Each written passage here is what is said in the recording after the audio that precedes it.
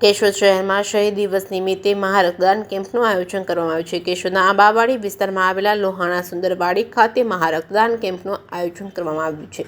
સ્વામિનારાયણ સંપ્રદાયના આચાર્ય અજેન્દ્ર પ્રસાદજી મહારાજ તથા ભાભી આચાર્ય નુગ્રધન પ્રસાદજી મહારાજની આજ્ઞા અને આશીર્વાદથી શહીદ દિન નિમિત્તે કેન્સર પીડિત તેમજ થેલેસેમિયાગ્રસ્ત દર્દીઓ માટે મહારક્તદાન કેમ્પનું આયોજન કરવામાં આવ્યું છે। કાર્યક્રમની શરૂઆત નગરપાલિકાના પ્રમુખ મેહુલભાઈ ગોંડલિયા, ભાજપના પ્રવીણભાઈ ભાલારા, ડોક્ટર વિપુલભાઈ પટેલ, ભારત વિકાસ પરિષદના ડોક્ટર સ્નેહાલતરના દિનેશ કાનાબાર, આરપી સોલંકી, આઝાદના પ્રમુખ હમીદસિંહ વાળા, રતિભાઈ ભાલોડિયા, ઘનશ્યામભાઈ તેમજ જીતેન્દ્રભાઈ ગોટેચા, ભીખુભાઈ ગોટેચા, કાળુભાઈ રામાણી વગેરે મહેમાનો દ્વારા દીપ પ્રાગટ્ય કરીને કરવામાં આવી હતી।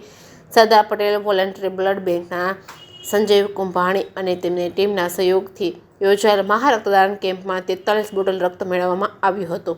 જે કેસની ગુજરાતી સાથે રાજુ પંડ્યા, કેશોદ। સ્વામિનારાયણ ભગવાનની જય। આજે શહીદ દિવસ નિમિત્તે